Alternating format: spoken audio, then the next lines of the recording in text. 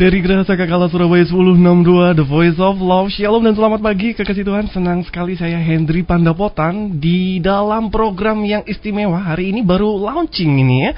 Baru launching dalam program pendewasaan dan mujizat ya.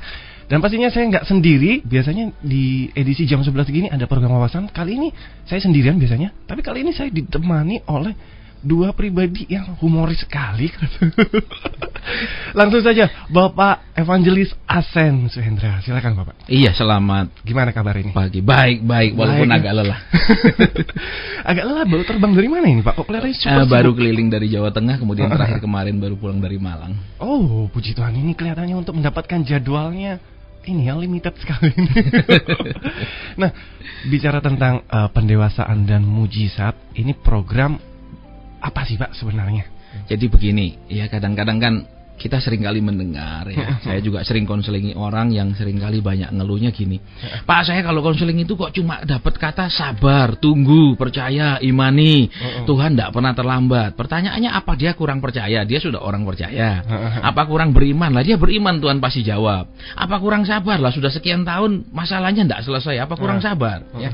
Jadi kadang-kadang masalahnya adalah mereka seringkali menerima jawaban-jawaban klise, jawaban normatif, sabar, percaya, imani, dan yang lebih parah lagi kalau jawabannya lebih banyak nabur uang lah. Sedangkan orang ini punya utang lah, suruh nabur uang kan lebih dalam lagi masalah pinjamannya. Itu jadi apa? Jadi akhirnya saya digerakkan Tuhan untuk buat acara seperti ini di beberapa kota, ya judulnya juga sama, siaran radio seperti ini. Jadi pendewasaan bagaimana supaya kita itu lebih ngerti ya kehendak Tuhan, lebih ngerti jalan-jalan Tuhan. Karena kan biasanya orang Kristen ini sukanya doa, Tuhan buka jalan, Tuhan buka jalan. Nah, padahal kan Tuhan bilang akulah jalan loh, jalan yang mana lagi yang mau dibuka? Ya kan tinggal jalan di jalan Tuhan, pasti beres. Nah, ini masalahnya satu. Ya yang kedua ini yaitu ya mereka kadang-kadang kita bingung jalan Tuhan tuh yang mana. Saya harus begini atau begitu, harus pilih pekerjaan ini, pekerjaan itu. Misalnya kalau orang main properti, beli yang ini atau beli yang itu, bangun di sana atau di sini, kan seringkali kita berhadapan dengan banyak pilihan. Makanya kita perlu dewasa sehingga dengan kedewasaan kita menjadi punya panca indera yang terlatih, kata firman Tuhan. Nah, panca indera yang terlatih itu telinganya peka dengar suara Tuhan. Ya, kemudian hatinya juga bisa nangkep hatinya Tuhan sehingga kita itu melangkahnya sesuai dengan firman Tuhan. Dikatakan setiap langkah orang benar itu dipimpin oleh Tuhan. Nah, seringkali kita melangkah, Tuhan aku sekarang ada di jurang loh. Tuhan bilang aku tidak pernah pimpin kamu masuk jurang, kok bisa masuk? Ya aku tidak tahu jalanmu Tuhan. Nah, ini jadi pendewasaan. Kemudian yang kedua, ya kenapa judulnya mujizat? Ya kadang kan kita tahu bahwa sesudah Yesus bangkit kan dia katakan segala kuasa di tangannya. Tetapi masalahnya relevansinya dengan kebangkitan Tuhan Yesus adalah orang Kristen tetap bermasalah, tetap punya masalah. Katanya Tuhannya dahsyat, hebat, tapi masalahnya juga hebat. Kok kadang-kadang seimbang hebatnya Tuhan dengan masalah yang hebat. Ya, ini yang jadi masalah sehingga perlu ada mujizat dalam kehidupan orang Kristen. Mujizat itu apa? Campur tangan ilahi. Campur tangan ilahi itu hal-hal yang di luar daripada hal-hal yang mesti berjalan secara natural, secara alamiah. Contohnya kesembuhan yang supranatural, ya itu kan tidak lewat obat, tidak lewat proses medis, tetapi zaman Tuhan. Kemudian juga masalah, ya kan? Itu perlu mujizat Tuhan. Kadang ada hal-hal yang kita sudah nggak berdaya sama sekali menghadapi masalah, tapi kemudian Tuhan berikan jalan keluar, berikan solusi. Nah, itu perlu mujizat. Jadi campur tangan ilahi yang di luar hal-hal yang bersifat alamiah. Oke. Namun sebelumnya pasti kita masuk dalam siraman firman dulu pastinya ini. Iya. Oke, Bapak Evangelis Asen, silakan dibuka dengan doa. Silakan. Iya, kita mau berdoa dulu ya. Ya baik para pengubah kehidupan. Ya saya menyebut para pendengar untuk acara mujizat ini ya, yaitu para pengubah kehidupan. Karena kenapa? Sebenarnya kan Tuhan sudah mengubah hidup kita. Tinggal kita mau enggak dirubah. Intinya cuma di sana kan prosesnya Tuhan sudah siapkan prosesnya, Tuhan sudah sediakan segala fasilitas untuk mengubah hidup kita, jalannya juga sudah, tinggal kita mau tidak dirubah. Jadi makanya saya sebutkan para pengubah kehidupan. Ya, orang-orang yang mau hidupnya dirubah dan bisa mengubah hidup orang lain. Baik, kita akan berdoa ya. Bapa di surga, sebelum firman-Mu disampaikan kami mohonkan pengurapan. Sebelum firman-Mu disampaikan kami mohonkan pencerahan, pewahyuan daripada Tuhan, sehingga firman yang disampaikan bukanlah firman normatif, teologis, tetapi benar-benar firman yang daripada Tuhan. Sehingga itu akan mengena kepada hati setiap kami yang mendengar. Itu akan memberikan solusi, jawaban, meneguhkan, menghibur, menegur kepada pribadi-pribadi yang mendengarkan. Dan selama firman-Mu disampaikan, Engkau bebas beracara. Karena walaupun kami tidak bertemu mata dengan mata, muka dengan muka, tetapi kuasa-Mu tidak terbatas ruang dan waktu. Terima kasih Tuhan, terima kasih. Lembutkan hati setiap kami yang mendengar, sehingga apapun warna pemberitaan firman Tuhan, entah teguran atau penghiburan, entah pengajaran ataupun janji Tuhan, kami siap menerimanya. Dalam nama Tuhan Yesus kami sudah berdoa dan bersyukur. Amin. Nah, sebelumnya saya perlu ingatkan dulu pada pengubah hidup kasih Tuhan. Bagi Anda yang ingin menyampaikan pokok-pokok pergumulan ataupun apapun itu, silakan Anda menyampaikannya di line SMS 0813 330 60.000. Saya ulangi lagi, 0813 330 60.000. Selama firman Anda bebas mengirimkan kapan saja. Dan bagi line telepon 5046.000, 5046.000, Anda dapat menelpon nanti setelah interaksi kita buka. Oke, silakan Bapak Evangelis. Iya, jadi para pengubah kehidupan, ya, kita kan sekarang ini masih masa Paskah. Ya kan, sebentar lagi kemudian kita akan rayakan kenaikan Tuhan. Kemudian sudah kenaikan Tuhan, kita akan rayakan Pantekosta. Ya, dan setiap kali kita dengarkan yang kalau ya, waktu Jumat kemarin, Jumat Agung, lagu-lagunya kan lagu sendu karena Yesus mati. Nah, kemudian sesudah hari Minggu pasti lagunya sukacita karena dia bangkit. Nah, kita akan dibawa bersorak-sorai, ya kan, kita akan dibawa dalam puji-pujian yang sangat bersukacita. Ya, warnanya seperti itu. Nah, tapi masalahnya sekarang, sudah berapa kali Paskah kita lewati, ya. Berapa kali kita mendengarkan khotbah tentang korban Kristus. Tetapi yang jadi masalah adalah apa relevansinya korban Kristus dengan hidup kita? Ya, katanya dia sudah mati buat saya, tapi saya punya masalah. Saya tetap punya pergumulan. Bahkan pergumulan saya bukan tambah enteng, malah tambah berat. Dan sekian tahun sudah tidak ada jawaban. Katanya dia perhatikan saya, dia mengasihi saya. Terus buktinya di mana? Saya hanya disuruh sabar. Loh, kalau mengasihi disuruh sabar terus, sampai kapan? Nah, pertanyaannya seperti itu. Kemudian yang kedua, katanya dia sudah mati buat saya. Ya kan? Segala pergumulan saya, segala masalah saya, segala macam penyakit saya dia sudah tanggung. Tapi saya masih sedang sakit-sakitan. Ya, jadi kadang ada satu titik, ya, yang berupa seperti kalau kita perhatikan itu mata rantai yang putus dari firman Tuhan dengan keadaan kita sehari-hari. Yang katanya berkuasa tapi kita sedang susah. Yang katanya memperhatikan, kita sedang dalam kondisi yang butuh perhatian, ya, butuh belas kasihan, campur tangan ilahi. Jadi seringkali kita bingung. Kenapa? Kita selalu diberikan khotbah pengharapan, kita selalu diberikan janji pengharapan. Tuhan tidak pernah terlambat. Ya, tapi sudah sekian tahun. Ya, kadang-kadang juga orang kalau di rumah sakit dikatakan percaya Tuhan pasti sembuhkan. Pulangnya tahu-taunya bukan dari rumah sakit dibawa ke Adiasa. Katanya sembuh. Oh, kesembuhnya nanti di surga. Ya, kadang membingungkan. Karena kenapa? Kita seringkali ada satu hal yang hilang, ya, yaitu dari apa yang disampaikan dengan apa yang dialami. Kadang tidak kelop, tidak ada menjawab, tidak memberi solusi karena jawabannya selalu normatif. Seperti tadi di awal acara, percaya, bertobat, ya, lebih banyak doa, ya mungkin perlu pelepasan, mungkin semua jawabannya mungkin. Kita bisa bayangkan kalau kita pergi dokter, kemudian dokternya katakan, ini ada kanker stadium 2, harus segera cepat dioperasi. Ya, tapi mungkin loh. Ya, kalau kata mungkin kan, waduh, kita akan minta, dok, pasiennya gimana? Ya, ini mungkin. Waduh, saya yakin tidak ada satu orang pun yang mau bertindak karena ada diagnosa yang hanya berdasarkan sebuah kemungkinan. Kita butuh kepastian. Nah, sekarang dalam suasana Paskah, ya, dalam suasana sukacita karena Yesus sudah bangkit. Ya, saya akan mundur sedikit membacakan beberapa ayat, ya, yaitu suasana pra-Paskah, ya, pra Jumat Agung, ya, yang saya akan ambil dari Matius pasal 26 ayat ke-36. Ya, Matius 26 ayat ke-36. Demikian bunyi firman Tuhan. Maka sampailah Yesus bersama-sama murid-muridnya ke suatu tempat yang bernama Getsemani. Lalu ia berkata kepada murid-muridnya, duduklah di sini sementara aku pergi ke sana untuk berdoa. Dan ia membawa Petrus dan kedua anak Zebedeus sertanya. Maka mulailah ia merasa sedih dan gentar. Lalu katanya kepada mereka, hatiku sangat sedih seperti mau mati rasanya. Tinggallah di sini dan berjaga-jagalah dengan aku. Ayat 39. Maka ia maju sedikit lalu sujud dan berdoa. Katanya, ya Bapakku, jikalau sekiranya mungkin biarlah cawan ini lalu daripadaku, tetapi janganlah seperti yang ku kehendaki, melainkan seperti yang engkau kehendaki. Sampai di sana saja dulu para pengubah kehidupan. Kita mau lihat sekarang, ya. Yesus tahu bahwa dia akan disalibkan. Dia tahu persis. Ya, kalau kita baca ayat-ayat di atasnya pun, ya, ketika dia mengadakan perjamuan terakhir pun dia katakan, ya kan, dia cerita kepada murid-muridnya bahwa dia akan disalib. Berarti dia tahu apa yang akan terjadi di depan. Nah, kita sebagai orang Kristen seringkali kita disebut anak Allah, tapi kita tidak punya pengetahuan apa yang akan terjadi di depan.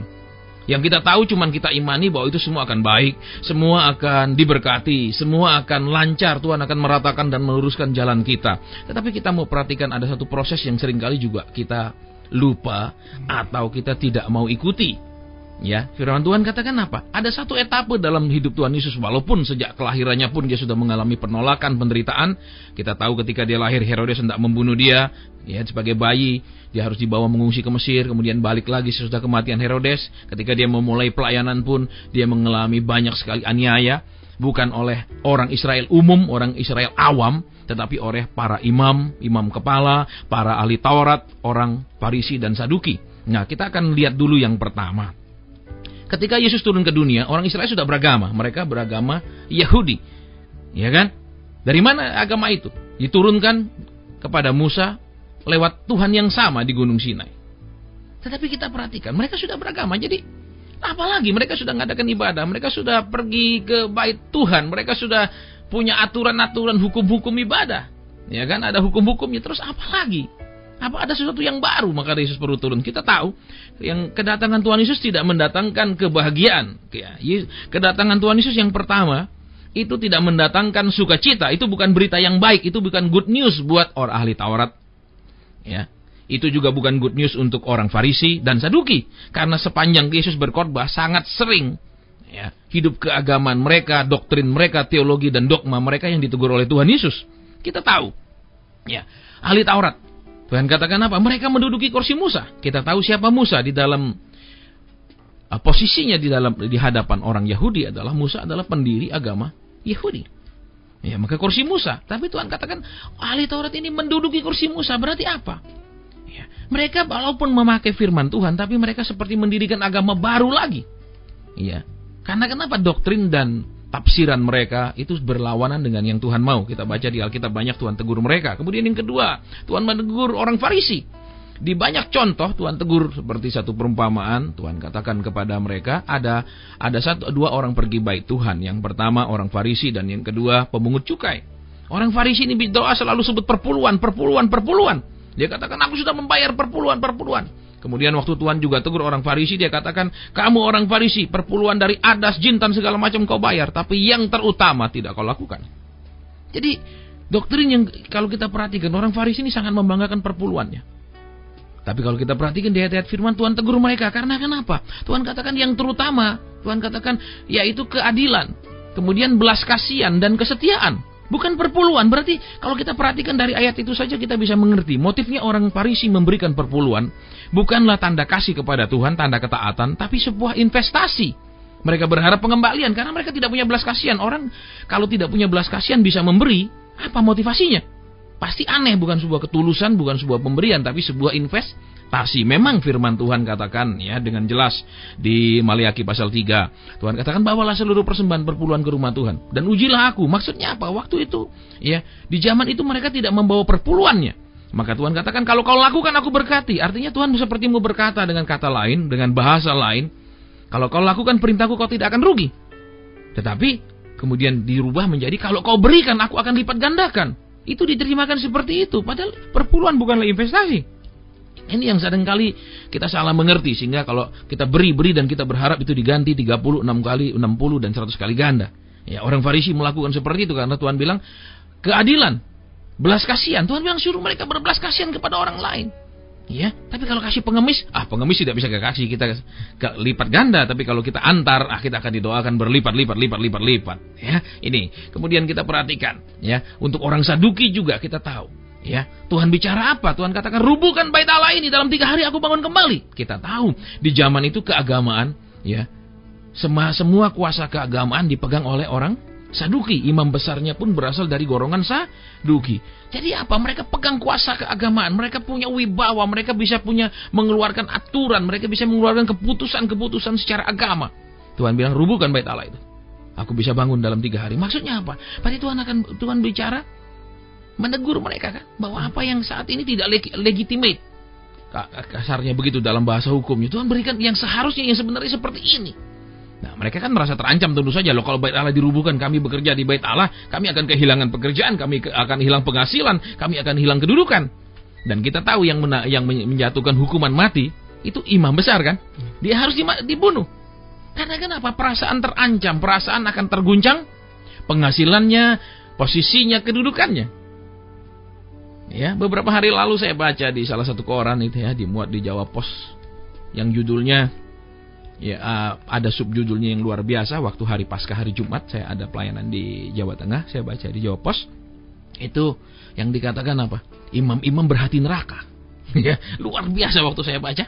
Kenapa?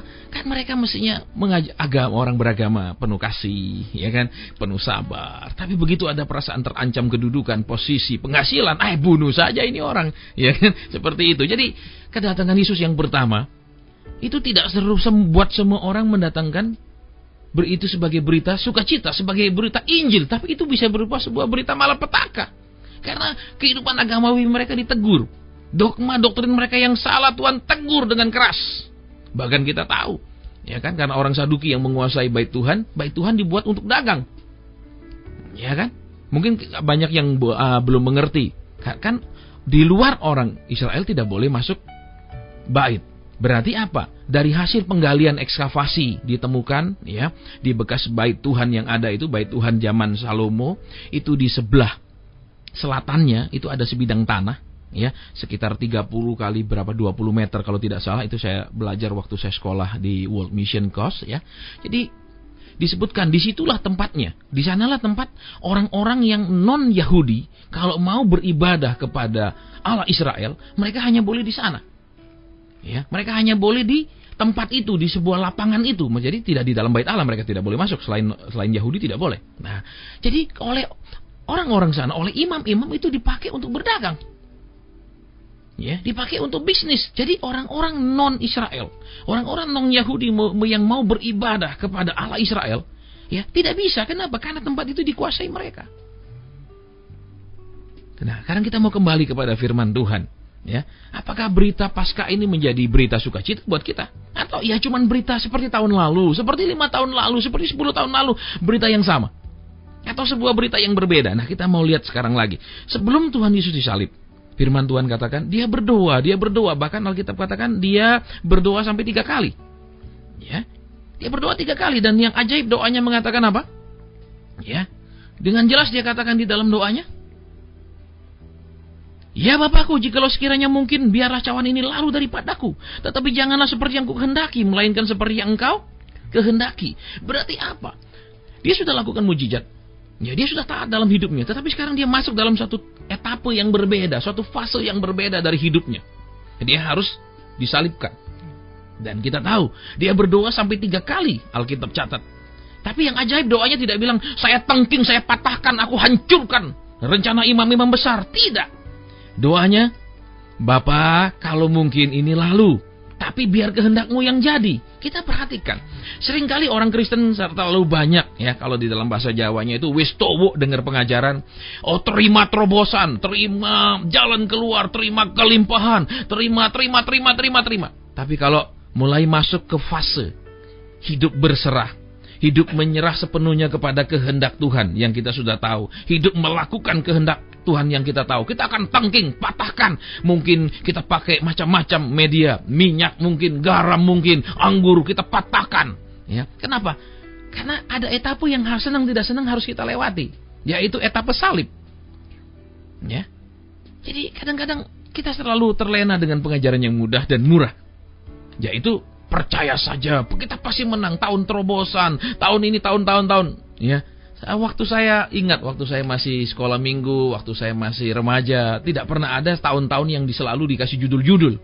Ya, itu baru terjadi sekitar 90 sekian ke atas, selalu ada tahunnya berjudul tahun terobosan, year of expansion, year of stress, and segala macam ya.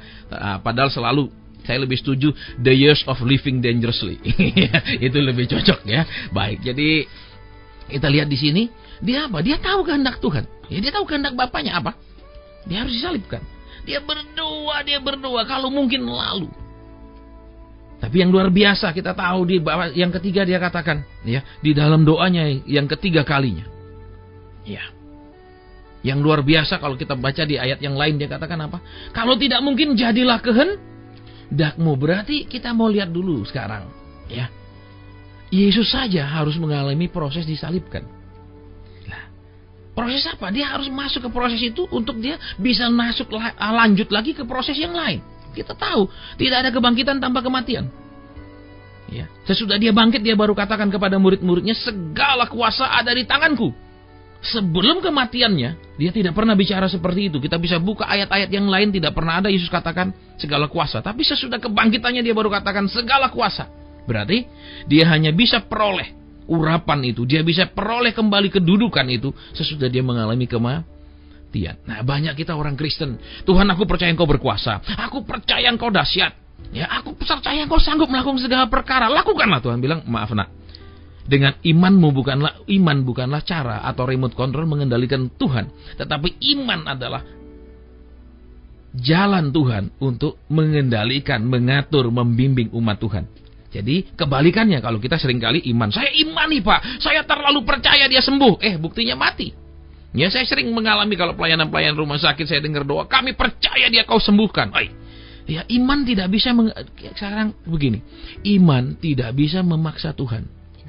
Iman bukan remote control mengatur Tuhan. Justru orang beriman menjadi orang yang lebih mudah diatur Tuhan. Kita tahu Abraham disebut bapak orang beriman. Tuhan katakan kepadanya, tinggalkan kenyamanan hidupmu di Ur Kasdim, di tengah-tengah keluargamu, hidup dengan bersama bapamu, pergi ke negeri yang akan tunjukkan. Ya. Jadi dia meninggalkan segala yang nyaman. Dia tinggal dengan bapaknya, Tuhan bilang tinggalkan rumah orang tuamu. Dia tinggal di tengah-tengah kaumnya, Tuhan bilang tinggalkan. Terus pergi ke negeri yang akan kau tunjukkan. Dia mulai masuk ke jalan yang tidak nyaman. Tapi kita tahu hasilnya. Ya kan, dia diberkati dalam segala hal dan dia mati masuk surga, firman Tuhan katakan, ya. Banyak orang persis seperti Lazarus. Ya, biar miskin yang penting nanti mati masuk surga. Ya, ada lagi yang penting kaya, masalah masuk surga atau tidak, kita hidup di bumi, kita real saja lah, surga itu masih lama, masih jauh, ya masih terlalu abstrak.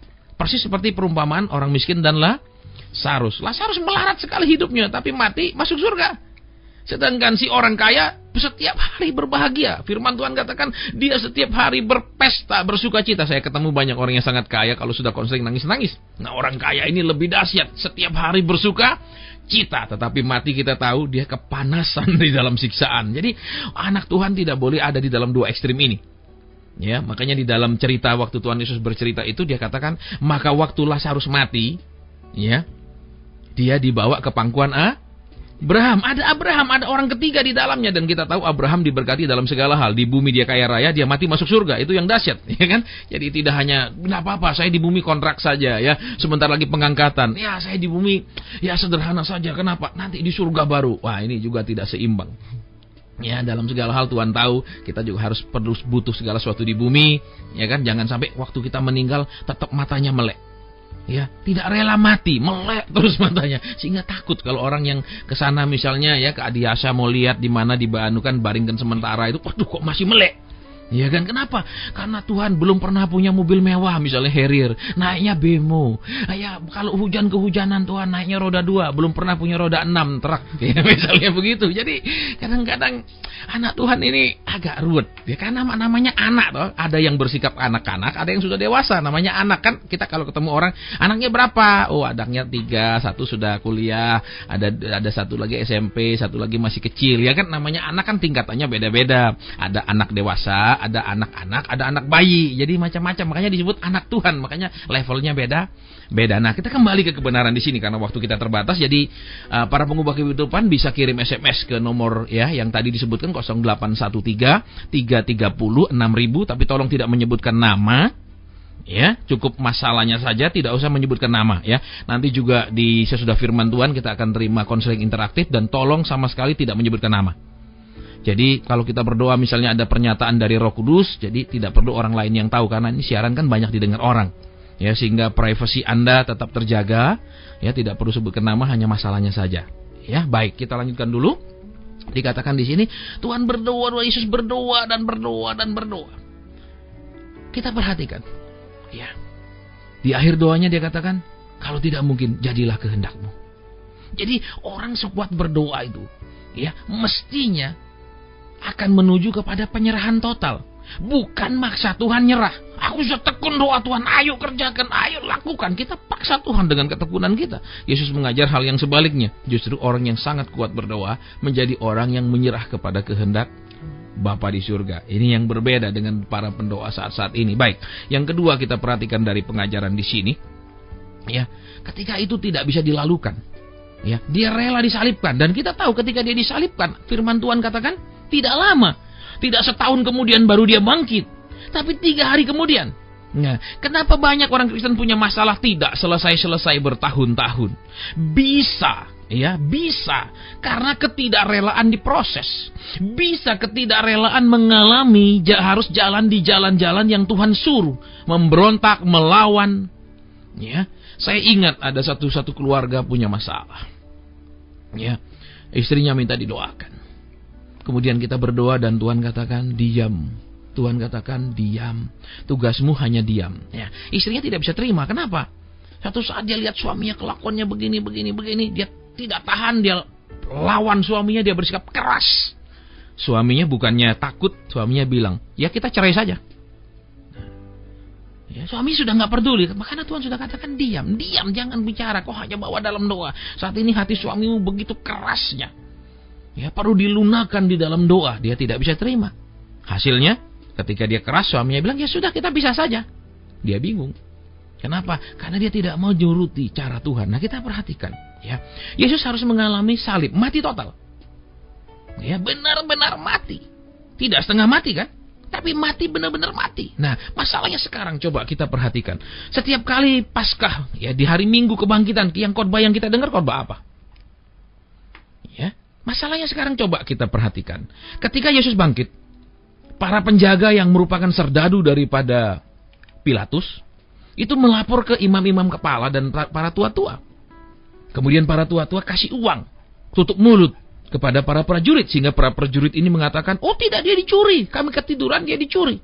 Bagaimana prajurit serdadu Roma yang begitu terlatih itu bisa tertidur ketika berjaga? Ya, mungkin para pengubah kehidupan pernah nonton film-filmnya, ya, mereka dilatih begitu keras. Ya, mungkin pernah juga nonton film dokumenternya para gladiator dan lain-lain. Mereka dilatih begitu keras. Bagaimana mereka tidak disiplin dalam tugas? Ya, mereka orang yang pertama melihat proses kebangkitan ketika malaikat turun, ya, menggulingkan batu mereka.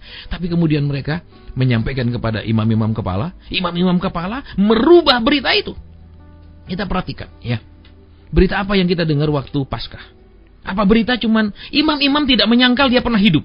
Tidak menyangkal. Imam-imam kepala tidak menyangkal dia mati. Tidak, tapi yang dia sangkal hanya Yesus bangkit.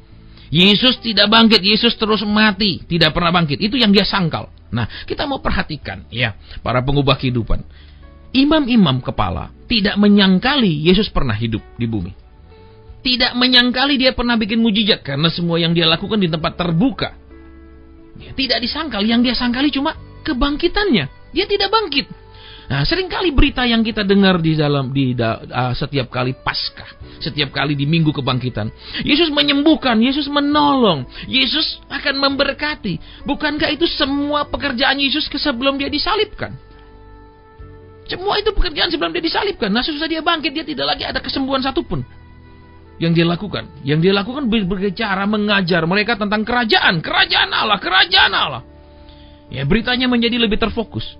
Nah, kalau kita selalu mendengar berita tentang, oh, Yesus sudah mati buat kita punya pengharapan baru, kita disebut sekarang anak-anak Tuhan, Tuhan pasti tolong, Tuhan pasti berkati, tidak punya rumah, terima rumah, tidak punya mobil, terima mobil, tidak punya motor, terima motor. Bukankah itu berita hanya sampai di kematian?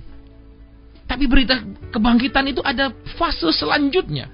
Kita tahu ketika dia bangkit, orang pertama yang ditemui bukanlah Petrus, murid kepala, tapi seorang wanita mantan pelacur yang namanya Maria Magdalena. Dan kita tahu, ya, ketika Maria Magdalena pergi ke kubur, dia tidak menemukan jenazah Yesus di sana. Murid-murid yang lain lihat ke dalam kubur, tidak menemukan jenazah, langsung pulang. Tapi Maria Magdalena menunggu di kubur itu, dia menangis di situ. Ya kan? Terus ketika Tuhan Yesus menampakkan diri kepada dia, bicara, ibu siapa yang kau cari? Dia katakan, dia pikir orang itu penunggu taman. Dia katakan, kalau kamu tahu di mana mayatnya diletakkan, aku mau pergi mengambilnya. Berarti apa? Lihat, ya, Kebangkitan Tuhan Yesus bicara tentang dia mencari orang yang mengasihi dia tanpa syarat. Lihat, Maria Magdalena datang ke kubur, tidak mengharapkan kebangkitan. Kalau kita baca di ayat-ayat itu, tidak dia mengharapkan kebangkitan. Begitu dia lihat kubur kosong, dia tidak berseru, "Glory, haleluya, dia bangkit." Tidak, dia menangis. Dan dia katakan, di mana mereka letakkan mayatnya?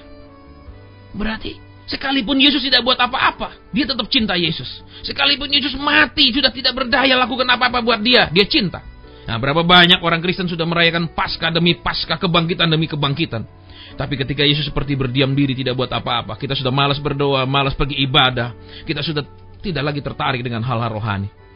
Kita mungkin tetap pergi ibadah, tapi rohani kita sudah mati, sudah lesu. Orang lihat kita, ya kita bisa berpura-pura menyanyi dengan sukacita, ya tapi hati kita kering, kita tahu kita mati.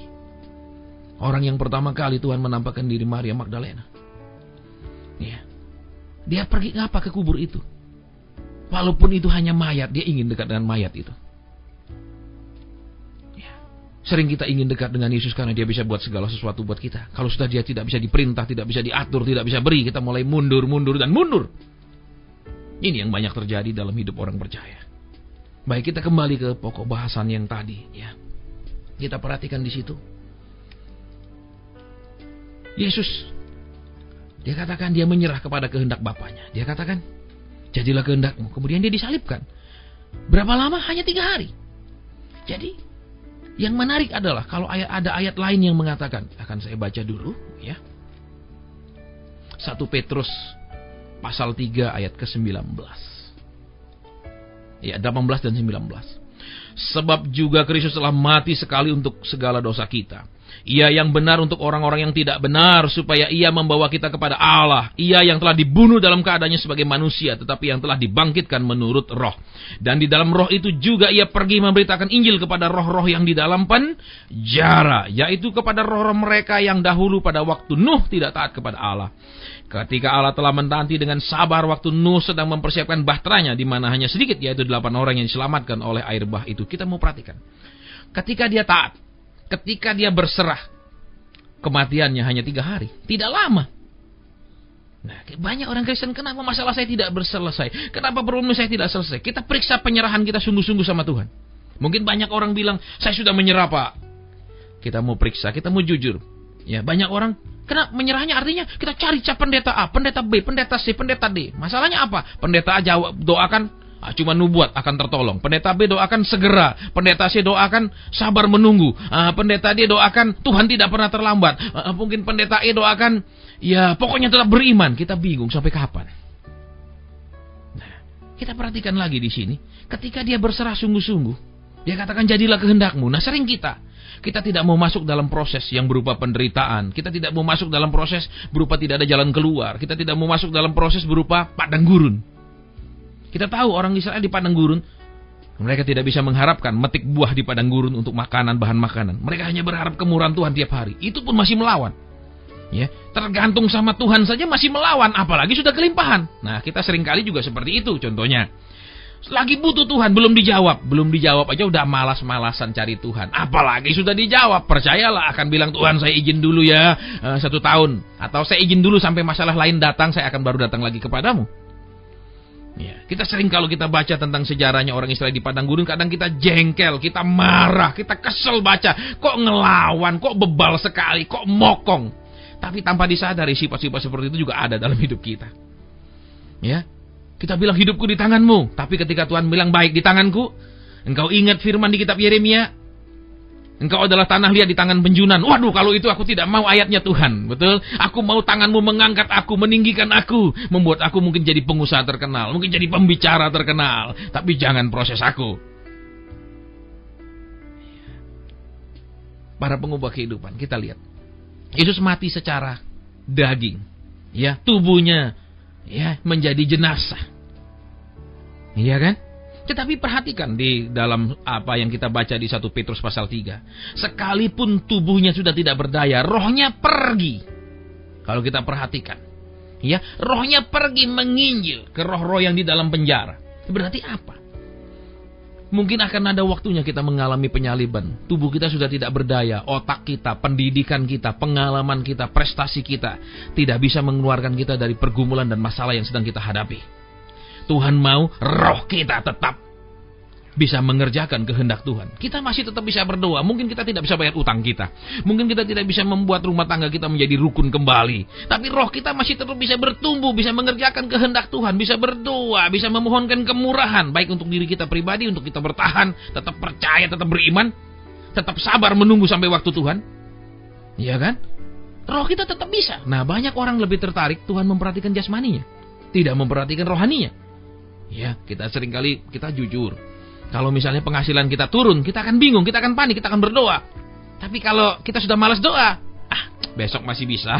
Atau kita malas pergi gereja, ya hari Minggu besok masih ada. Ya memang minggu depan masih ada hari Minggu, ya kan saudara. Kecuali tiba-tiba Tuhan datang hari Sabtunya, tidak ada hari Minggu lagi. Ya, jadi kalau kita perhatikan di sini para pengubah kehidupan, ya, banyak orang tidak rela mengalami proses ketidakberdayaan. Kan selalu kita dengar di balik salib itu ada kemuliaan. Kita perhatikan di kata di balik, berarti satu.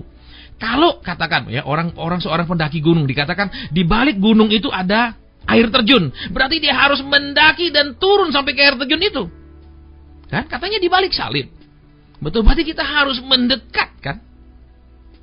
Kita seringkali dengar cuma di balik salib, terus kita pandang dari jauh. Di baliknya berarti apa yang kedua? Kalau dikatakan di balik pintu, berarti pintu harus kita buka untuk melihat di balik pintu ada apa. Tadi kan jelas kalau dikatakan di balik gunung itu, berarti kita harus mendaki gunung itu kan. Kalau di balik pintu, pintu harus kita buka kan untuk melihatnya. Nah, bukan hanya slogan di balik, berarti ada hal yang harus kita lewati dan lalui kan, yaitu salib. Baru sesudah itu kemuliaan. Nah, banyak kita bilang di balik salib ya, behind the cross, ya, there is a glory. Ya, katanya di baliknya, tapi kalau kita nggak mendaki untuk pergi ke balik gunungnya, kita tidak temukan. Kalau kita tidak membuka pintunya di balik pintu itu, kita tidak lihat apa-apa. Karena pintunya masih tertutup. Jadi, kita lihat kembali di sini. Ya. Dia rela sehingga prosesnya tidak lama kan? Tapi kalau bantah-bantahan sama Tuhan, seringkali kita tahu kan dari cerita para pekerja di kebun anggur. Jam 6 pagi, jam 9, jam 12, ya kan, jam 3 dan jam 5 sore. Ya, yang paling pagi jam 6 pagi. Ketika tuan si pemilik kebun anggur pergi, yang terjadi apa? Negosiasi kan? Sesudah mereka sepakat upah 1 dinar, berarti apa? Ada nego. Si calon pekerja nawar dulu, misal pertama mungkin minta 3 dinar dah sehari. Ya, si pemilik bilang waduh kemahalan, 1/2 dinar dah. Nah, akhirnya terjadi kesepakatan 1 dinar. Kita perhatikan pada jam 6 sore yang tawar-menawar dengan Tuhan dapatnya tetap 1 dinar, tapi kita perhatikan orang-orang yang bekerja jam 5. Seringkali tidak dibahas apa. Kita tahu kalau misalnya kita pergi Timur Tengah, pergi Eropa, dan sampai sekarang ini kebiasaan di Eropa kan banyak dipengaruhi oleh kebiasaan di Timur Tengah. Contohnya itu kan jam 6 kan selesai. Ya kalau kita misalnya pergi ke Belanda, pergi kemana, kecuali kota-kota besar seperti Paris, ya Amsterdam, itu jam 6 masih ada kehidupan. Tapi kota-kota lain yang lebih kecil biasanya sudah tutup semua, nggak ada kehidupannya lagi. Nah, kita perhatikan. Orang-orang ini penganggur kan. Mereka menunggu sampai siang panas terik. Mereka tidak putus asa, mereka tidak pulang. Mereka bilang, wah mungkin besok saja. Lebih baik kalau nggak ada kerjaan hari ini, nggak ada orang mempekerjakan saya, lebih baik saya pulang kumpul dengan keluarga. Tidak, mereka menunggu sampai pasar itu tutup. Mereka masih punya pengharapan. Iya kan? Jadi kalau kita perhatikan, sering ini tidak pernah dibahas. Yang dibahas cuman, ya kayak sekarang ini zaman akhir, kita bekerja 1 jam saja upahnya sama. Selalu bicara tentang zaman akhir ya. Selalu menakut-nakuti orang. Saya bukan hamba Tuhan yang anti zaman akhir, tapi sejak tahun 80-an khotbah tentang akhir zaman itu, waduh, saya selalu dengar sampai saya pusing. Dan sampai hari ini tidak ada yang terbukti. Ya, kenapa? Karena saya belajar peta zaman. Ya, dari Adam ke Abraham 2000 tahun, ya, dari Abraham ke Tuhan Yesus 2000 tahun, Tuhan Yesus ke datangannya yang kedua 2000 tahun, ini sudah 2014. Ya, kayak saya belajar tanda-tanda, terus mulai Dafiri pertama, wah saya dari tahun 80-an saya belajar, saya selalu ikut KKR seperti itu. Dan sampai hari ini belum ada. Kemudian tahun 80 mulai Eropa bersatu membuat mata uang euro. Kemudian dinubuatkan mata uang ini akan menguasai dunia. Nanti ini menjadi mata uang antikris katanya. Wah, saya dengar kayak ikut KKR seperti itu. Tapi kita tahu saat ini mata uang euro bukanlah mata uang yang terkuat. Bahkan sebenarnya mata uang yang sangat lemah di dunia. Karena kenapa? Tidak semua negara-negara yang bergabung di dalam mata uang ini negara-negara yang kuat. Banyak negara-negara yang sudah hampir bangkrut. Ya, contohnya Yunani dan lain-lain. Ya, karena saya pernah pergi ke Yunani ya untuk berdoa di kota Korintus, ya, di Athena. Saya lihat ya kerusuhan, demo, mereka dalam kesusahan, ekonomi negaranya hancur. Dan kita tahu euro hanya didukung oleh dua negara, yaitu Perancis dan Jerman. Untuk mempertahankan uang euro supaya stabil, Perancis dan Jerman menyuntikkan terus-menerus uang. Bukan kuat. Saya yakin itu bukan euro. Mesti ada uang yang lain lagi. Berarti apa? Semua berupa penafsiran, semua berupa pakai katakan kemampuan berpikir manusia. Mungkin. Saya paling tidak menyenangi segala sesuatu yang berbau mungkin. Ya, kita ingin semua yang pasti. Nah, kembali ke hal ini lagi sebelum kita mulai menerima telepon ataupun menjawab SMS ya. Jadi kita lihat di situ karena dia rela kan, prosesnya tidak lama. Nah, berapa rela? Tapi Pak saya rela, tapi saya cari terus hamba Tuhan. Misalnya ada hamba Tuhan ini saya dengar orang bersaksi, wah saya didoakan dia terjawab, saya cari dia, saya minta didoakan. Berarti hati kita tidak rela kan? Kenapa? Kita tidak mau proses ini sampai selesai. Kita mau kalau bisa dipercepat Pak, secepat-cepatnya karena ini masuk tahun percepatan.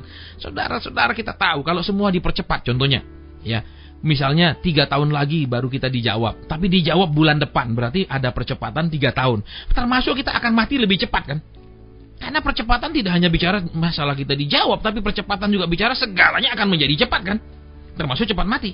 Jadi banyak orang hanya memilah-milah sebagian. Kalau masalah saya sih, saya mau dipercepat selesainya.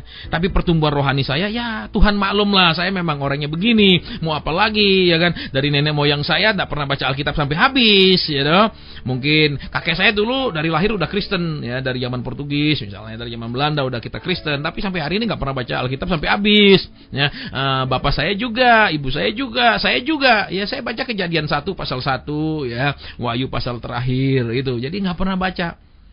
Ya, kembali ke sini kalau kita perhatikan. Kerelaan sehingga prosesnya cepat. Ya, kemudian apa? Tanpa syarat. Dia katakan apa? Jadilah kehendakmu. Dia tidak bilang, Bapak kalau kau mengasihi aku bikin lebih ringan ya. Ya, tidak. Jadilah kehendakmu. Nah, banyak proses yang harus kita lewati, seringkali kita tidak rela. Sehingga proses itu menjadi sangat lama. Ya, saya pernah pelayanan di salah satu perusahaan tambang. Jadi di daerah untuk ekstraktor namanya, di mana biji-biji batu-batuan itu dihancurkan untuk mengambil hasil tambangnya. Kalau ada batu yang tidak berhasil dihancurkan, ya, itu dia akan putar kembali ke tempat penghancuran. Dia tidak bisa lewat. Itu. Jadi otomatis begitu waktu dia dihancurkan karena mau diambil hasil tambangnya, ya, itu mesin akan otomatis memilahnya dan mengirimnya kembali untuk dihancurkan. Nah, berarti ada proses-proses yang kita harus lewati dan tidak bisa katakan, oh pasca Pak, proses penderitaan kita dilalukan dari Tuhan, hanya proses kekayaan, proses kemakmuran Pak, kita kan pasca ini, jadi harus lewati semua, semua dilewatkan dari kami. Pengajaran dilewatkan, didikan Tuhan dilewatkan, teguran Tuhan dilewatkan, hanya berkat Tuhan, kelimpahan Tuhan, jawaban Tuhan yang tiba, tidak bisa. Ya, pasca bicara memang Yesus menanggung dosa kita, memberi kita harapan baru. Tapi tidak berarti pasca itu membuat kita pendidikan Tuhan dilalukan dari hidup kita, atau kita tidak dididik. Kita tetap harus dididik dari sifat kita, karakter kita, iman kita, pikiran kita, semua harus mengalami perubahan. Jangan berpikiran pasca itu juga berarti kita dilalukan. Ya, pelajaran-pelajaran itu ditiadakan dari hidup kita. Nah, itu bukanlah itu arti pasca yang sebenarnya. Ya, baik. Jadi saya rasa para pengubah kehidupan sudah hampir 1 jam ya, sekitar 50 menit mendengarkan. Ya, kita akan mulai menjawab banyak SMS yang masuk ya.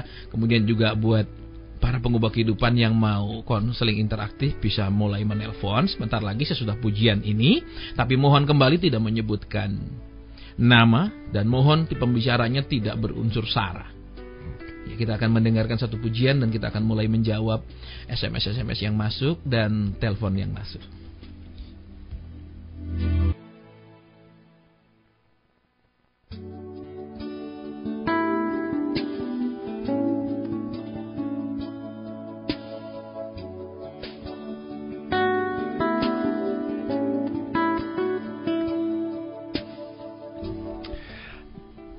The Voice of Love. Kasih Tuhan, kembali lagi dalam kebersamaan kita dalam program pendewasaan dan mujizat. Dan bagi kasih Tuhan yang ingin mengungkapkan atau bertanya ataupun dalam setiap pergumulan yang Anda hadapi saat ini, Anda silakan bergabung di 0813-330-60.000 atau di line telepon. Saat ini kami sudah buka di line telepon, jadi kami lebih berinteraksi Bapak ya, di 504-6000. Saya ulangi lagi, 504-6000. Saya langsung aja ke line SMS karena sudah banyak yang masuk ini Pak.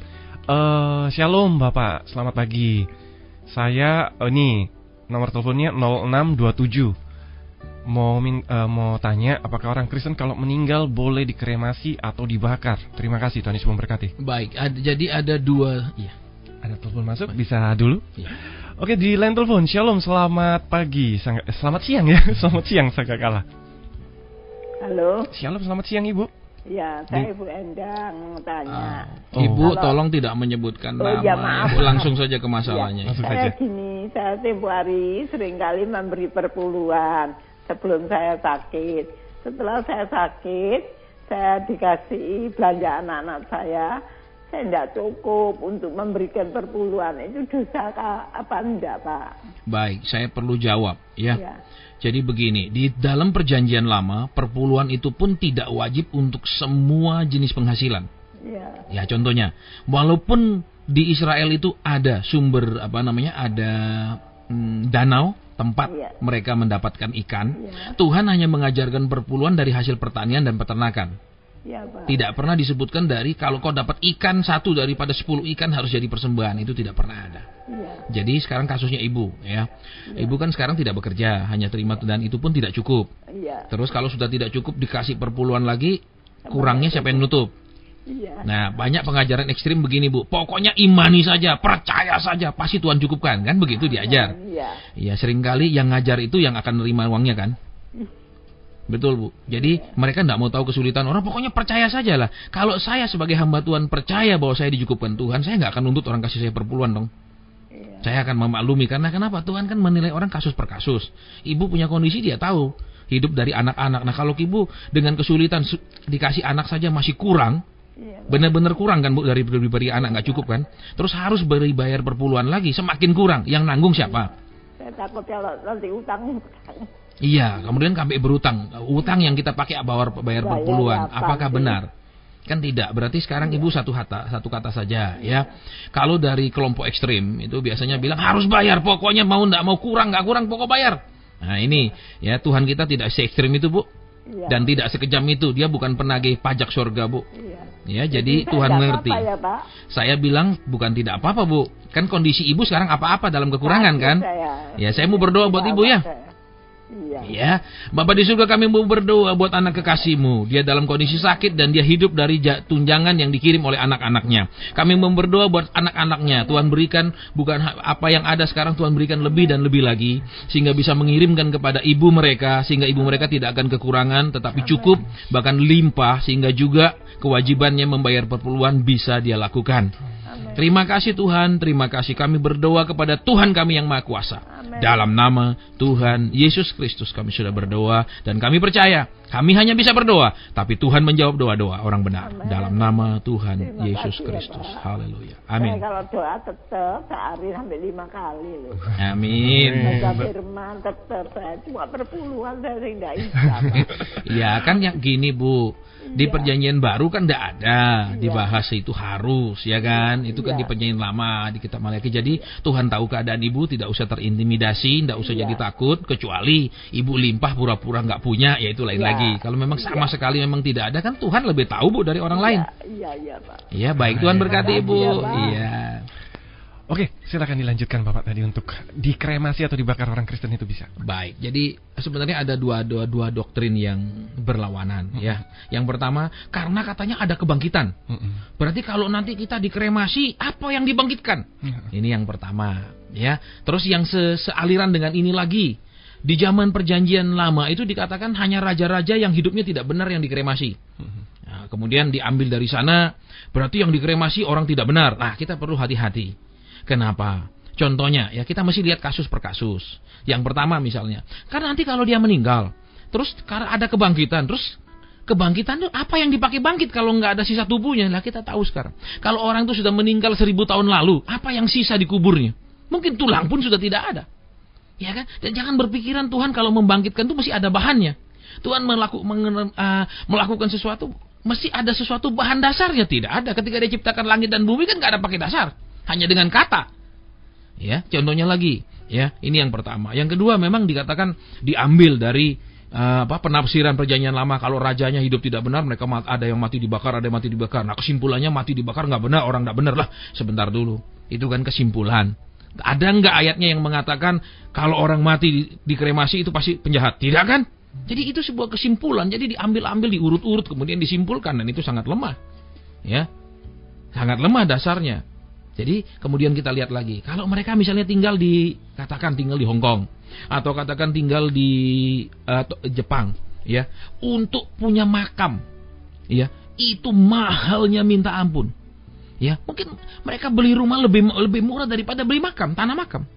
Sehingga kalau itu mendatangkan kesulitan buat keturunannya, kenapa tidak dikremasi? Saya ingat waktu saya pelayanan di Belanda tahun 2004, ada salah satu jemaat di gereja yang saya layani itu meninggal. Kemudian itu keluarganya harus sewa tanah kuburan, tidak beli. Di sana tidak, sewa selama 15 tahun dan nilainya begitu mahal, harus sewa.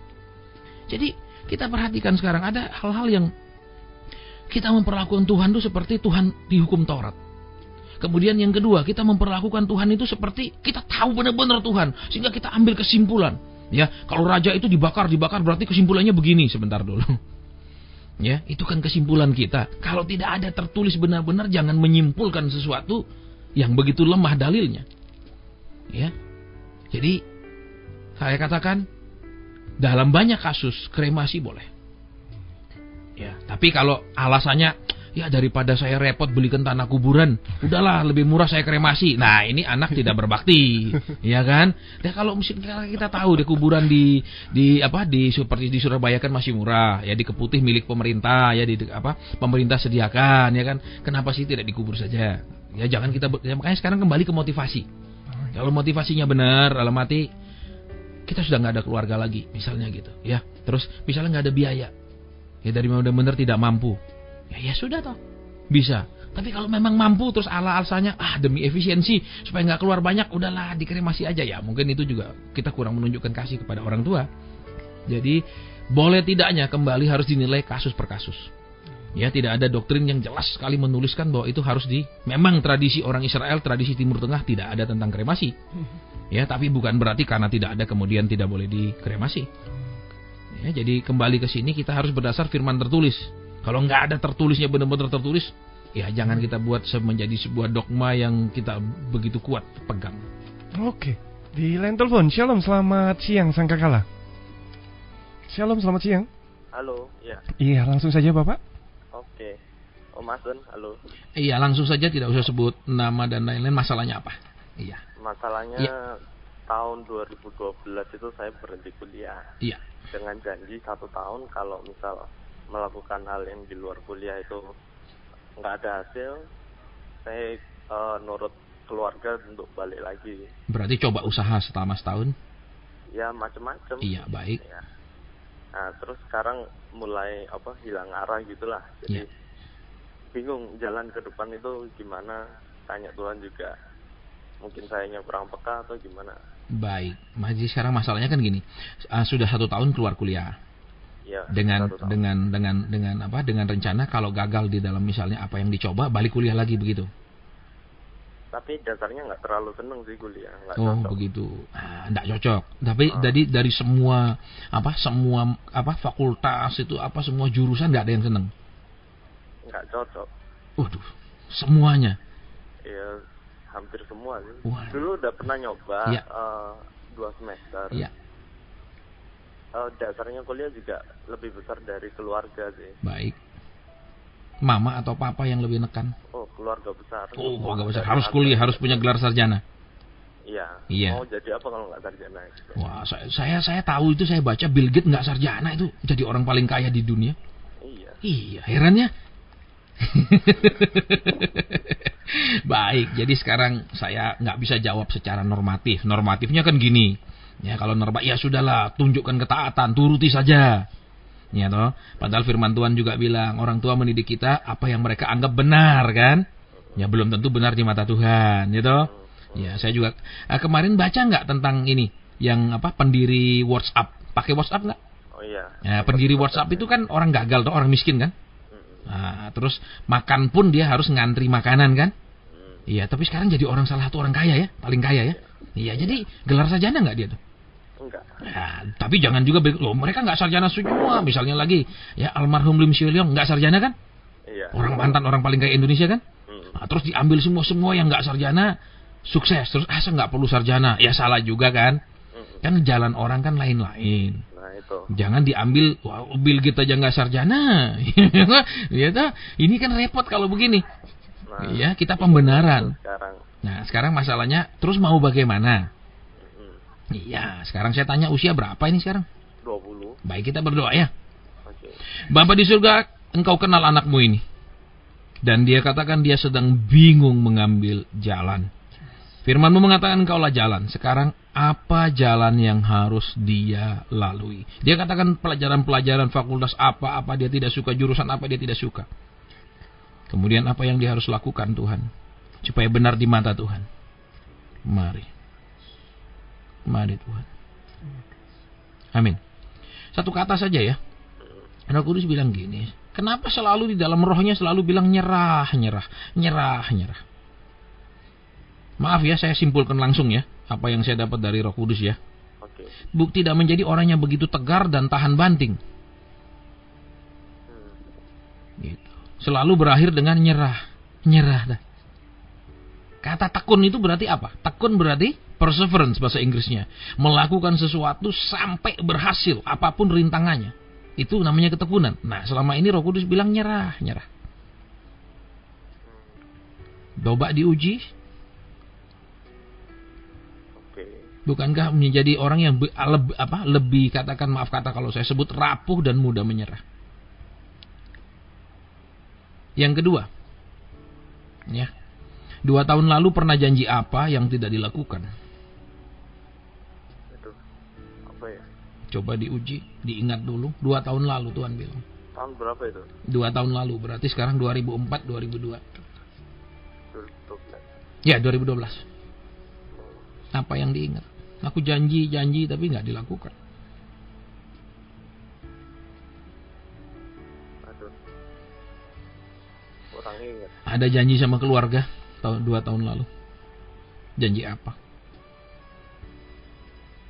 Sama keluarga ya? Ya kalau begini aku begini, tapi tidak dilakukan kemudian. Janjinya sih waktu itu kalau misal, enggak sih 2012 itu baru masuk kuliah. Iya, apa? Janji apa? Kalau misal nggak berhasil dalam setahun itu trial ya balik kuliah, tapi bingung. Nah, Roh Kudus bilang gini, anakku, engkau janji tahun 2012, 2 tahun lalu kepada keluargamu. Sekarang kenapa tidak kau lakukan? Tapi masa janji yang itu? Iya. Saya kan nggak tahu Anda siapa. Ya kan, Tuhan bilang 2 tahun lalu engkau janji kepada keluargamu, tapi engkau tidak tepati. Kan Tuhan itu Allah perjanjian. Dia senang sama orang yang kalau janji tepati. Lah masa anaknya janji gombal? Tapi masa janji yang itu? Nah, sekarang pertanyaannya di sini. Orang Kristen ini paling sulit memang ya. Terus terang saya katakan, orang Kristen itu paling sulit diatur. Ya, kalau dia susah, dan saya sering ketemu orang. Terus seperti beberapa hari lalu saya ketemu satu orang, ya satu keluarga suami istri. Waktu doa saya katakan, begitu ketemu suaminya dulu istrinya dulu saya salami. Kami ketemu di Häagen-Dazs sambil makan es krim. Saya bilang, "Ibu, Tuhan bilang bangun. Bangun itu." Aduh, saya masih ragu, Pak. Terus saya salaman sama suaminya. Iya, Pak, dia ragu saya mau bangun hotel bintang 4. Dia tak ketengin ketemu hamba Tuhan yang punya jawatan Nabi. Hamba Tuhan yang jawatan Nabi dapat pernyataan Tuhan, tapi dia bilang masa yang itu. Ya kan, kadang orang Kristen susah. Iya. Jadinya mungkin nggak cuma satu itu. Oke. Yang jelas itu yang diingat kan? Yang paling diingat, jangan kayaknya, yang paling diingat. Jadi sekarang begini, ayo genapi janji sama orang tua dulu. Jadi anak yang sama bapak kita di surga disebut Allah perjanjian, gitu. Kitab suci kita perjanjian baru, perjanjian lama. Tapi anak-anaknya nggak genapi janji, suka ingkar janji. Apakah itu anak Tuhan? Kok nggak mirip bapaknya?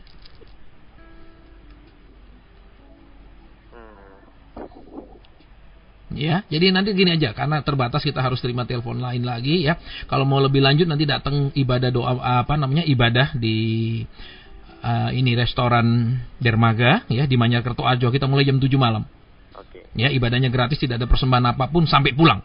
Ya, biasanya kan ada undangan, datang hadiri gratis, begitu mau pulang mari berikan yang terbaik. Nggak usah berikan yang terbaik. Oke. Ya. Oh iya, sama satu lagi. Ya, rasanya itu dulu. Ini giliran masih banyak sekali ya supaya dapat bagian. Jadi kalau ingin lebih lanjut nanti jam 7 malam di restoran Dermaga Manyarkertoarjo. Oke. Ya, baik, Tuhan berkati. Thank you. Oke, pertanyaan berikutnya ada di line SMS. Selamat siang. Oke, di line telepon. Shalom, selamat siang Sakakala. Selamat siang. Selamat siang, langsung Ibu. Oh iya, saya tuh itu lupa, anak saya kan dikeluarkan dari sekolah. Iya. Terus ya selontang lantung itu.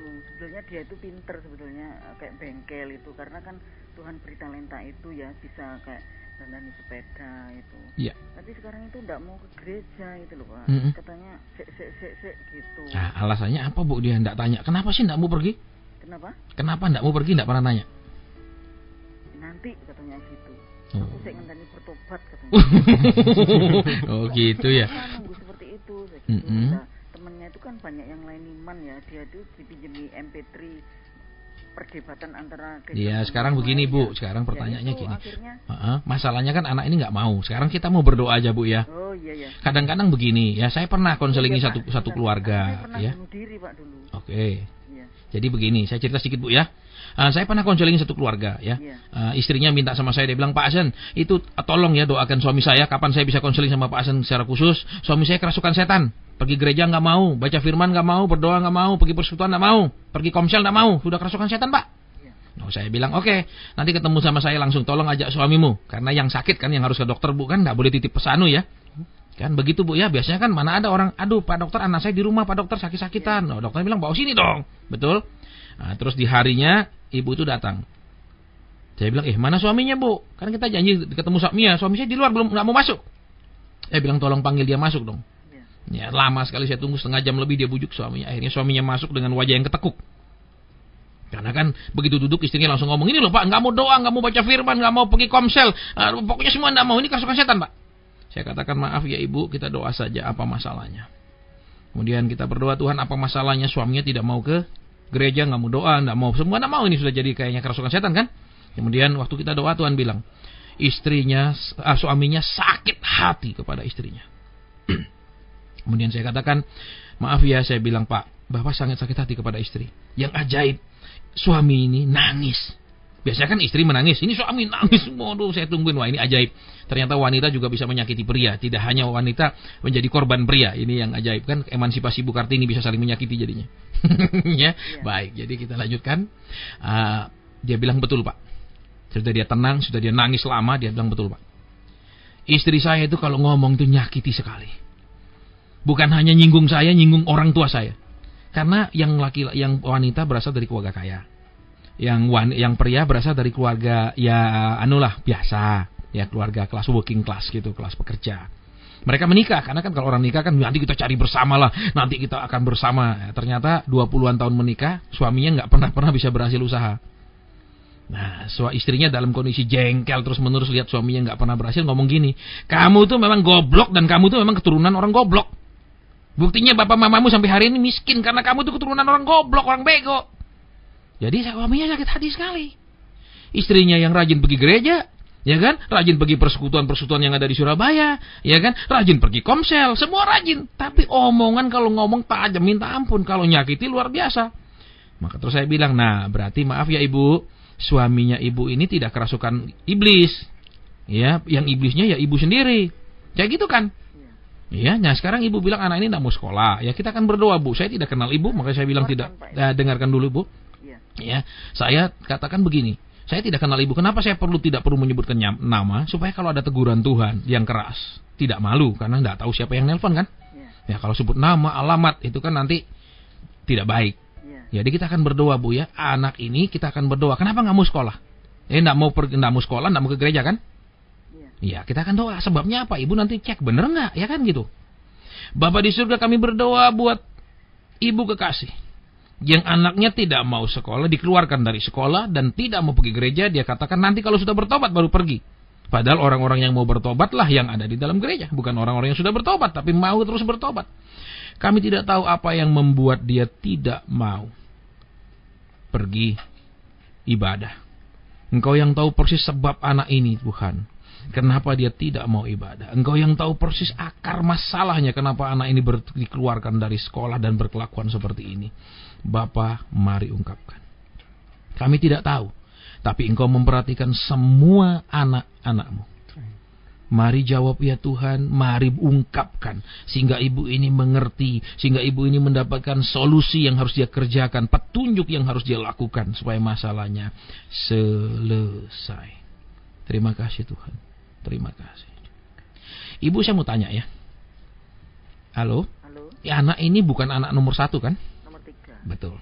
Ya, Roh Kudus bilang anak ini bukan anak nomor 1 karena dia banyak mengeluh tentang kakak-kakaknya.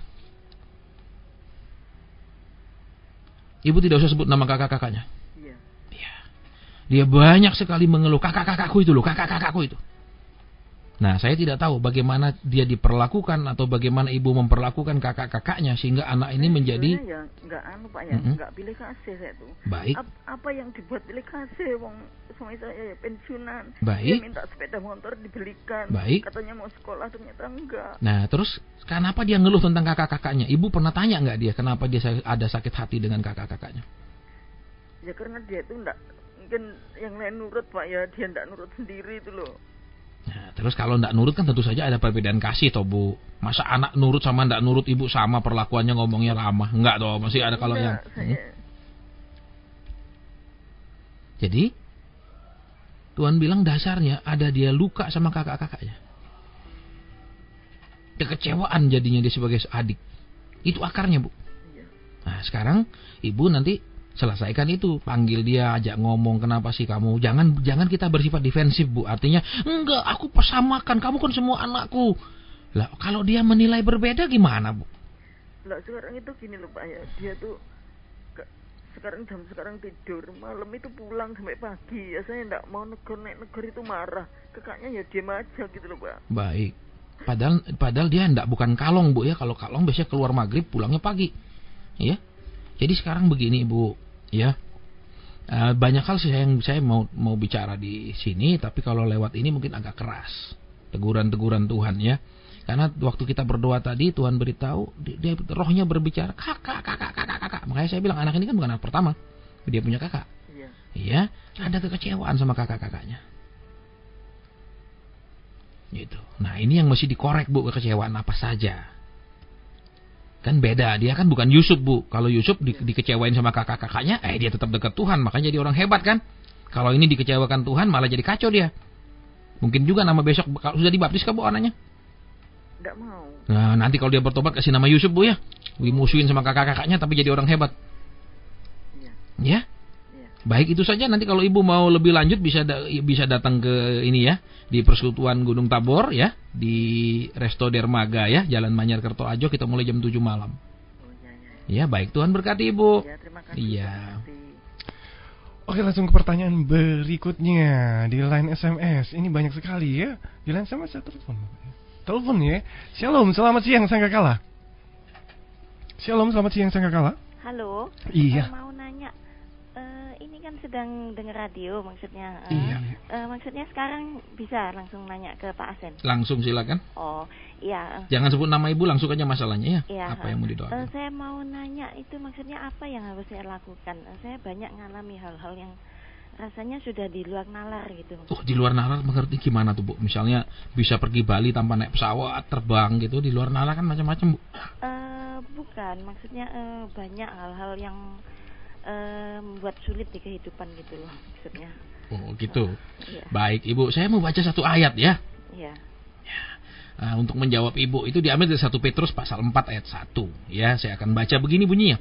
Jadi karena Kristus telah menderita penderitaan badani, kamu pun harus juga mempersenjatai dirimu dengan pikiran yang demikian. Karena barang siapa telah menderita penderitaan badani, ia telah berhenti berbuat dosa. Jadi coba kita perhatikan sekarang. Kan firman Tuhan bilang, ya, kalau kau berbeban berat, letih lesu, beban berat, datanglah kepadaku. Terus Tuhan bilang, pikulah Tuhan tidak bilang pikul ini emas, bawa pulang ke rumahmu. Nah, Tuhan bilang pikul salib. Betul? Iya. Nah, berarti walaupun kita ikut Tuhan, Tuhan tidak menjanjikan hidup yang mudah. Tuhan tidak menjanjikan hidup yang jalan mulus, tapi Tuhan menjanjikan hidup yang menang. Berarti kan ada masalah tuh, Bu, ada pergumulan. Namanya menang tuh. Iya. Loh, mesti kan ada pertandingannya, makanya baru ada menang dan kalah. Iya. Ini dulu yang pertama. Yang kedua, namanya kita murid. Namanya murid kan mesti ada pelajaran yang sulit, ada pelajaran yang gampang, Bu. Iya. Pelajaran yang kita seneng, kita akan senang belajar. Pelajaran yang kita nggak seneng, mungkin kita bolos, Bu. Iya. Betul? Nah, contohnya pelajaran yang orang Kristen senang sebagai murid. Pelajaran terima duit, terima mobil, terima rumah. Oh, pasti senang sekali, Bu. Betul? Ya. Tapi kalau firman pengajaran, hidup benar, hidup kudus, ya kan? Bertekun. Ini kadang pelajaran yang kurang disenangi, sering bolos. Iya. Ya kan? Nah, jadi sekarang Tuhan bilang kita murid. Iya. Yang namanya murid kan harus belajar, Bu. Iya. Kalau kita sekolah pelajaran SD sama SMP sulit mana, Bu? Ya, SMP. Lah, namanya orang belajar kan tambah lama tambah sulit pelajarannya. Amin. Iya. Nah, tadi Ibu bilang banyak yang susah dalam hidup saya. Berarti Ibu kan dalam proses belajar nih, makanya pelajarannya tambah lama tambah sulit. Berarti terus-terusan sekolah kan? Iya. Loh, coba lihat. Seperti ada orang bilang, oh saya seumur hidup nggak pernah nyontek. Wah, hebat banget. Kenapa? Karena saya nggak sekolah. Oh ya wajar, kan nggak perlu nyontek kalau nggak sekolah, Bu. Ya buat apa? Betul kan? Iya, jadi kembali ke sini baik. Saya akan berdoa buat Ibu. Iya. Ya, kenapa? Ya, jadi Ibu nggak perlu cerita masalahnya, nanti Tuhan akan bongkar semua ya. Iya. Baik, Bapa di surga, Engkau kenal anakmu, hamba tidak kenal. Tapi Yesus mengenal semua manusia karena Yesus adalah Tuhan. Mari Tuhan Yesus, apa pesanmu kepada ibu ini? Mari Tuhan. Mari. Terima kasih. Amin. Ibu, saya mau tanya ya. Iya. Kenapa ibu banyak mengeluh tentang saudara sih? Saudara. Apaan mereka tidak bantu, tidak nolong, acuh, atau hidup mereka bagaimana? Kenapa roh ibu sering ngeluh saudara? Ya, gimana ya? Tolong terus terang, kan ibu nggak tahu ini siapa kan? Iya. Iya, jadi boleh terus terang. Ya, maksudnya ya memang dalam kesulitan tidak membantu. Iya, jadi ibu sering ngeluh saudara ya nggak ada guna punya saudara ya. Nggak nolongin, ya kan? Kalau paling cuman titip apa ya nanti didoakan. Lah kalau kita bayar cicilan mobil nggak bisa pakai doa, Bu, ditangkap kita. Iya. Betul, pakai uang kan? Ya. Pergi supermarket juga ngambil barang terus mau ke kasir nggak bisa pakai doa kan? Iya. Apalagi bilang butakan kasirnya Tuhan. Waduh kasihan ya kasirnya dibutakan, Bu. Ya. Betul. Jadi Tuhan bilang, anakku mengapa engkau berharap kepada saudara-saudaramu? Ya. Betul. Jadi sekarang ibu tahu kesalahannya di mana? Ya. Kadang waktu kesulitan ibu masih ingat kisah Mazmur, Bu? Aku melayangkan pandanganku ke gunung-gunung, dari mana datangnya pertolongan? Ya. Pertolonganku adalah dari Tuhan sendiri. Iya, kan sudah hafal ayat itu. Tapi kenapa Tuhan bilang, anakku ngeluh? Aduh, saudara-saudaraku. Tuhan bilang, ayo matanya kemana berarti ini, Bu, pengharapannya? Ya. Jadi sudah mulai sadari sekarang? Nanti minta ampun sama Tuhan? Ya. Tuhan ampuni aku, ternyata aku berharap ke saudaraku, bukan berharap kepadamu. Ya. Iya? Mohon aku minta ampun, ampuni aku dan arahkan mataku kepadamu, karena engkau adalah penolong. Ya. Iya? Ya. Baik itu dulu, Ibu. Ya. Iya, Tuhan berkati. Ya, makasih. Oke, terima kasih. Ini nggak menjawab-jawab. Iya. Oke, selamat siang. Saya ingin bertanya, saya sedang mengalami masalah keluarga dan pekerjaan. Selama ini sudah puasa, dianjurkan terus-menerus berkali-kali, tapi masalah belum selesai juga. Ya. Saya ingin tahu apa keinginan Tuhan untuk saya, dan saya mau tanya rencana ya, apa kehendak Tuhan dalam hidup saya. Terima kasih. Baik, kadang-kadang memang ya seperti contohnya kita ambil dari kisahnya Esther kan, ada ancaman mereka berpuasa, ancaman itu dilalukan, ya kan ada, ya ada banyak cerita mereka berpuasa merendahkan diri, Tuhan tolong, ya. Tetapi juga kita perhatikan ya, contohnya misalnya kalau Tuhan Yesus puasa lagi nih kira-kira di Taman Getsemani, nah kira-kira bapaknya berubah nggak? Ya sudah, nanti nggak apa-apa, kamu nggak mati disalib tapi mati tua. Kira-kira begitukah rencana bapak? Tidak kan? Jadi ada hal yang bisa dirubah dengan kita merendahkan diri dengan berpuasa, ya. Tapi ada hal juga yang tidak bisa dirubah sekalipun kita berpuasa. Ini yang kita harus mengerti. Jadi tidak berarti kalau kita berpuasa semua rencana Tuhan, keputusan Tuhan bisa dibatalkan dan dirubah. Tidak. Jadi saya sudah berpuasa, saya sudah, tapi tidak terjawab. Nah, sekarang kita perlu tahu, puasa itu bukanlah sekedar menahan makan dan minum. Karena kalau di perjanjian lama lebih banyak berbicara tentang merendahkan diri di hadapan Tuhan. Kita bisa puasa tapi nggak mau berdoa banyak. Ya cuma tahan lapar saja, misalnya terus kita tetap kerja, terus ya sudah selesai. Justru pada saat berpuasa mesti harus banyak berdoa. Karena kalau puasa saja tanpa disertai doa, itu kurang lengkap. Ya, karena di Alkitab Perjanjian Baru, Perjanjian Lama itu penekanannya bukan pada tidak makan minumnya, tapi bagaimana seseorang datang merendahkan dirinya kepada Tuhan. Ya baik, saya akan berdoa. Ini seorang bapak atau seorang ibu kah? Saya tidak tahu. Seorang ibu. Ya, seorang ibu. Baik, kita akan berdoa ya. Yang dia tadi katakan banyak mengalami masalah di keluarga dan di pekerjaan. Baik, Bapa Surgawi, Engkau kenal anakmu, kami tidak kenal. Tapi kami tahu Roh-Mu memperhatikan anak-anak-Mu siang dan malam. Dan ada malaikat-Mu yang menjaga anak-anak-Mu siang dan malam. Kami tidak kenal dia, tetapi Engkau mengenal anak-Mu. Mungkin ada pesan-Mu buat hidupnya Tuhan. Karena ini SMS, hamba tidak bisa tanya kebenarannya, hamba tidak bisa menanyakan untuk dia uji ke penyataan Roh-Mu. Tapi kami mau berdoa, ada pesan-Mu khusus buat anak-Mu ini Tuhan, ibu ini. Mari.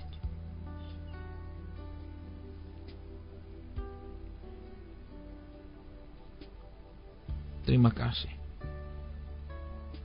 Terima kasih Tuhan. Amin.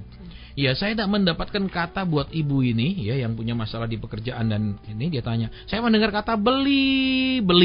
Itu di dalam roh saya mendengar kata beli.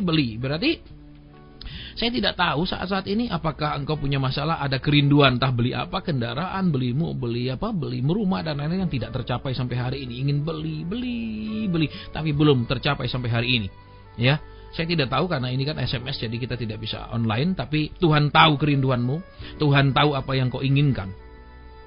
Ya, saya yakin ini cukup meneguhkan dia. Ya, bahwa Tuhan tahu kerinduannya, kata beli. Jadi dia berharap itu dia bisa beli, dia berharap bisa dapatkan. Ya. Jadi Tuhan tahu persis dari sekarang, walaupun dia belum kirimkan hari ini, dia belum kirim, tidak terjadi mujizat hari ini, tapi mengucap syukur, terima kasih Tuhan, Engkau tahu kerinduan saya, Engkau tahu keinginan saya. Dan saya tahu Engkau tidak hanya tahu, tapi Engkau peduli. Dan saya percaya Engkau tidak hanya mengatakan Engkau peduli tanpa bertindak, tapi karena Engkau peduli dan mengasihi, Engkau akan bertindak, mengadakannya buat dia. Amin. Karena ini waktu sudah mepet sekali Bapak, bisa ditutup dengan doa? Iya, baik. Jadi banyak sekali SMS yang belum bisa kita jawab, ya. Dan saya yakin juga banyak yang berusaha menelpon tidak bisa masuk, ya. Jadi kalau memang ingin lebih lanjut lagi, ya bisa datang nanti malam di Persekutuan Doa Gunung Tabor di Restoran Dermaga di Manyar Kertoarjo. Kita mulai jam 7 tepat, ya. Jadi mohon datang tepat waktu, kita tidak akan menunggu, ya. Dan kembali saya ingatkan, di persekutuan ini gratis 100%. Jadi tidak ada undangannya gratis, pulangnya bayar. Jadi pulang-pulanglah, tidak ada persembahan apapun, ya. Cukup bawa hati Anda yang mau bertumbuh dewasa, mau hidup berkenan kepada Tuhan. Baik, kita akan tutup dalam doa. Bapak Surgawi, terima kasih. Di waktu yang singkat ini firman-Mu diberitakan dan beberapa jawaban dan solusi Tuhan ungkapkan. Terima kasih. Roh Kudus, terima kasih. Tuhan Yesus, terima kasih. Allah Bapa, terima kasih. Kami mengucap syukur ya Tuhan buat penyertaan Tuhan, hadirat Tuhan, dan campur tangan Roh Kudus sepanjang acara siaran kami siang hari ini. Berkati juga Saudara Henry yang menemani kami siaran, Saudara Stalon yang menemani kami juga di studio. Tuhan, terima kasih. Biar nama-Mu saja yang dipermuliakan, dan semakin nyata bahwa Engkau adalah Immanuel, Tuhan yang beserta dengan kami. Kami tidak pernah jalan sendiri, tapi Tuhan beserta dengan kami. Dalam susah, dalam suka, dalam duka, Engkau selalu beserta dengan kami. Terpujilah nama-Mu dalam nama Tuhan Yesus Kristus. Amin. Haleluya, amin. Terima kasih untuk kasih Tuhan dan Bapak Evangelis Asen berserta dengan rombongan. Tuhan Yesus menyertai dan melayani dalam setiap pelayanannya. Sekian kasih Tuhan, program pendewasaan dan mujizat. Jumpa lagi di lain kesempatan. Tuhan Yesus memberkati.